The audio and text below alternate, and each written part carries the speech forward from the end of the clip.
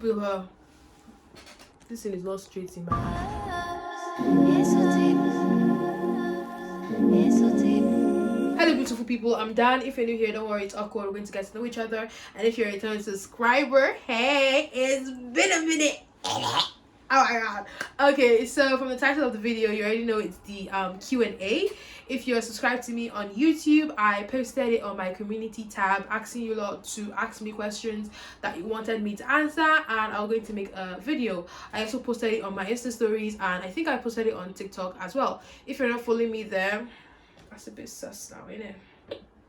A bulk of the questions, half of them had to do with content creation, how I edit my videos, what I'm doing, blah blah blah, and the other one had to do with me like coming to UK for study. So I'm going to answer every single thing. If you see me looking this way, that's because I am looking at my laptop. I try to articulate everything, so just let me know if I did not cover your question, and I will try as much as possible to respond to you. How are you preparing for Ramadan? Guys, I have something big that I really want to do. It's not big like Sha. For me, Sha is big, but I have something really big that I really want to do for Ramadan. Please turn on your post notifications because it's gonna be lit. It's gonna be lit. I find it really difficult to dress modestly, but I enjoy your outfit inspirations. Any tips for me? Honestly speaking, modesty is a spectrum. It's just a step-by-step process. I was not like this, let's say, like 5 years ago. Obviously, alhamdulillah, we thank God for growth. And one thing that really helped me was finding my style, because when you find your style, you can then determine how you can make it modest, or if it is already modest. So finding your style, knowing what particular pieces you want in your wardrobe will definitely help in your modesty journey. I saw this one. I actually wanted to address this because I understand it, but I did not understand it. It says, I feel like I know you, but I don't know anything about you. How do you share and not overshare on the internet? Because that's what I am afraid of. I want to assume that you are also a content creator by the phrase that's what you are afraid of. And honestly speaking, I do not know. To some people, I might be oversharing, and there are some times when I feel like, oh, okay, maybe I shouldn't have put that information out there, but I don't necessarily regret anything, and it's up to you to decide what you want to share with the camera. What I put on my socials, on my platform, is what I am comfortable sharing. Is knowledge that I am comfortable with putting out there, and knowledge that I do not want people to know, I do not put it out there. I think it's that plain and simple. You can open up to your community and not overshare, if that makes sense. Hope we are getting Ramadan content. Yes, I am going to try as much as possible to put out the Ramadan vlogs, Ramadan recipes, and everything in between. But this is not the Ramadan related announcement that I wanted to announce, the big thing that I said was coming. But please turn on your post notifications for that. Do you shop on Shein, and how affordable are they? Yes, I definitely shop on Shein. This top I'm currently wearing right now is from Shein. When I was in Nigeria, they were actually reasonably affordable. People that say the quality on Shein is not the best, it depends on what kind of clothing you are buying. Before I buy anything, I look at reviews, I look at the material composition to know what I am getting, if it's going to be like 80% viscose or like 90% polyester and things like that. What state are you from? I am a Yoruba girl. I am from Oyo State, Ubumosho North local government. What did you study in uni, and which uni? So I did my BSc Economics in Bayes University, Abuja, and I'm currently doing my MSc Digital Business Management in the University of Portsmouth. How do you balance school and content creation? Honestly, I don't even know if I balance it properly. Well, I'm definitely doing something with it, because sometimes you can find yourself putting so much effort into one and neglecting the other, but just try and have a routine. Having a routine and like a timetable, a to-do list, having everything organized really, really helps me. It's when I fall off of that routine that I find myself neglecting social media and concentrating on school, or like neglecting school and concentrating on social media or other aspects of my life. We're getting into the content creation questions. What app do you use? How did you start editing? How do you pick your music and things like that? Okay.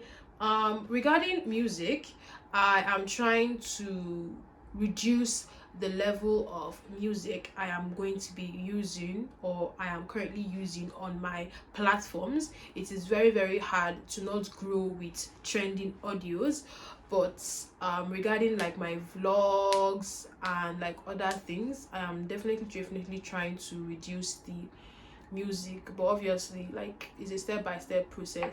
The ones that I can answer right now: what app do I currently use? CapCut. How do I edit? That's not something that I can answer.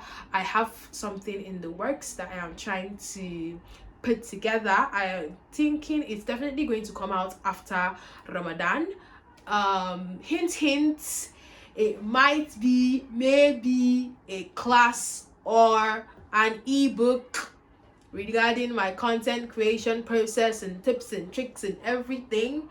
But we'll see, because I already have Ramadan coming, which is like a lot of things. But we'll see. What does sisterhood mean to you? Honestly, I've never really thought about the phrase sisterhood, but my sisters, they mean the absolute world to me. I have 3 different sisters, 3 individual characters. And they are all very, very special. What's wrong with my throat?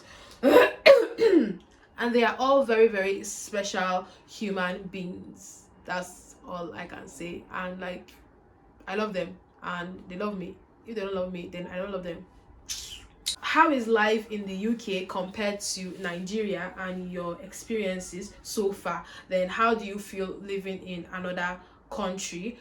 Then what gave you courage to move to UK? Because I also live there. Living alone is something that I have done for a while, and alhamdulillah, the people in my family members, are independent, close-knit individuals. We can be 10 million miles away from each other, but I think we talk like 5 times in a week. Like I said, like alhamdulillah, we are very, very close knit, and I think I've lived in 4 to 5 states in like Nigeria, and I've been to more than 20 states. We travel a lot in our family, and like I'm used to being in different places and experiencing different like cultures, because obviously Nigeria is a diverse state, and being here is not anything shocking. It's not like there's a language barrier or anything like that, so it was actually quite easy to assimilate into this environment. I have not experienced any negative or cultural shocks or anything like that, honestly speaking. One thing I want to say is that, first of all, the information, every single information that you need, it's online. Every single information regarding the university, it is online. Every single information regarding the visa process for UK, it is online. The only thing that I can tell you that is not online is Nigerian information, meaning that things you need to know concerning Form A and payment of school fees in particular, those things you cannot find them online. But I'm going to try my best to hit every point regarding this topic. So yeah, let's go. How to apply for schools in the UK and everything in between. The first thing you need to do is decide what department or what course you want to study. I personally did my BSc in economics, and during when I left school, like I started social media and digital marketing, consulting and content creation, and it's very instinctual for me to go towards digital marketing and digital management. So doing digital business management was something was a very very easy decision for me. So I would assume you would also want to do something relating to what you did in in BSc. But obviously, if you did not like what you did in BSc, you can also do something else, because I know people that did biology and anatomy and are currently doing digital business management. When you decide the course or department you want to look into, then you decide what uni in UK offers that course. This is where you start your own personal research. You go and look at the list of schools in UK that offer MSc to international students, and you start looking at their departments and their course and everything in between.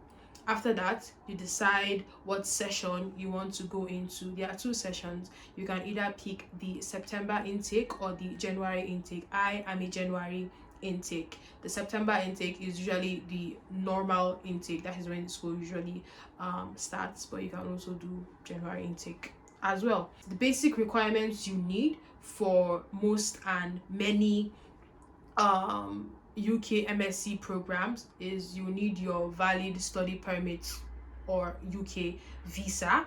You will need your English proficiency test, and if you are a Nigerian, your WAEC English result would suffice for your English proficiency test.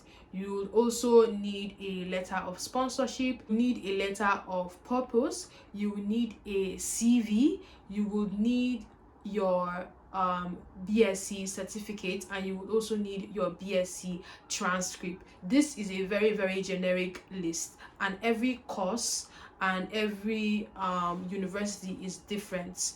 Every single thing you need regarding your UK MSc program will be on the website. If you cannot find it on the website, you can easily just pick up your phone and call them. So after doing research for your university, the next thing is your visa process. Visa process, like I said, every single thing is on the Gov UK website. Every single thing you need to know about your student permit and everything. So the information I'm going to be giving you now is for an individual over the age of 18 without a dependent. Can you hear that? Wheel?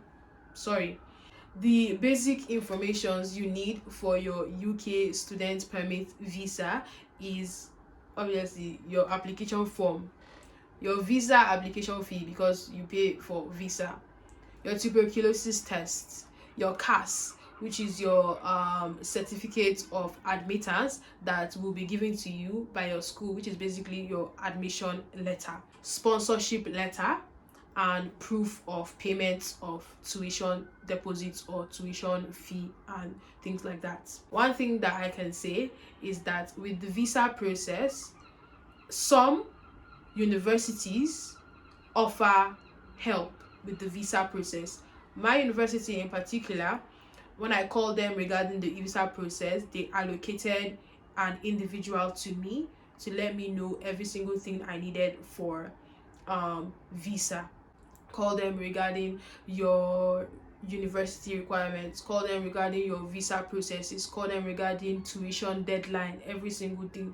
They will let you know what you need to know, and if they don't know, they will direct you to the individuals that have access to that information. And regarding the payment of deposits, for your initial deposits, I personally used black market because they wanted it obviously as you are applying. But regarding the rest of the school fees, I used Form A. I went on the website, the trade system website, and I started the application. If you know somebody in your respective bank, that's good. I think my dad, we used this in First Bank for the whole process. initially when we started, like, it was very, very hard. We had to be going to the bank every day before we now saw one reasonable woman that was like, okay, she will look into our case for us. And you know the way Nigerian things are.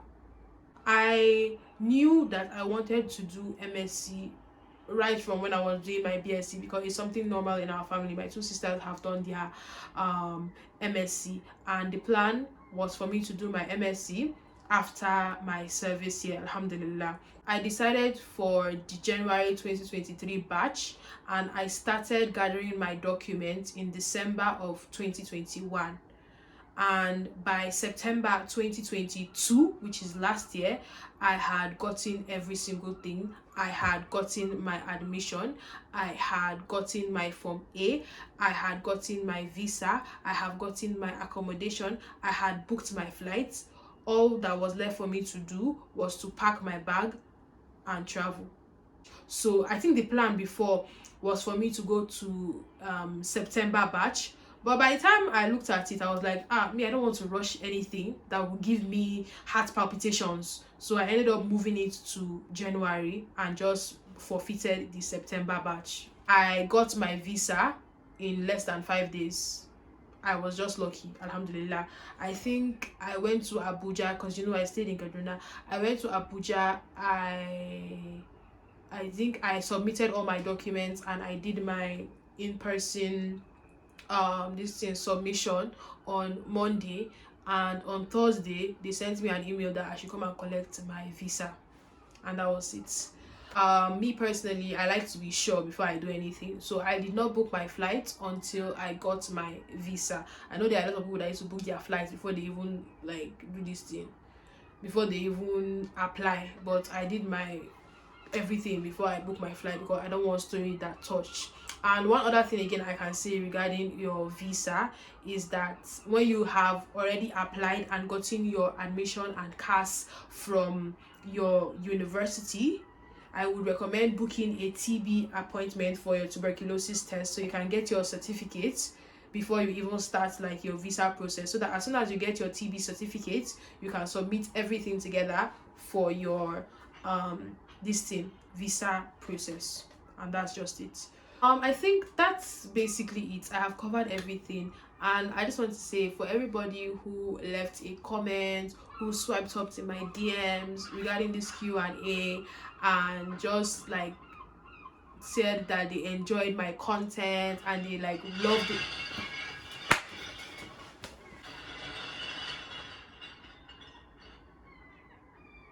Jazakumullah khairan. Thank you guys so much for all the compliments and the prayers. I just really appreciate it. It's actually really nice to know that even though I don't have sense, there are people that see my content and be like, oh wait, so this girl actually has sense. Thank you so much. You don't know how complimenting that is to me, and I really appreciate it. Thank you so much. Like I said, if you have any other questions, please leave it in the comment section, and I will try as much as possible to address it. And let me just go through this one more time. So thank you so much for coming to my tech talk.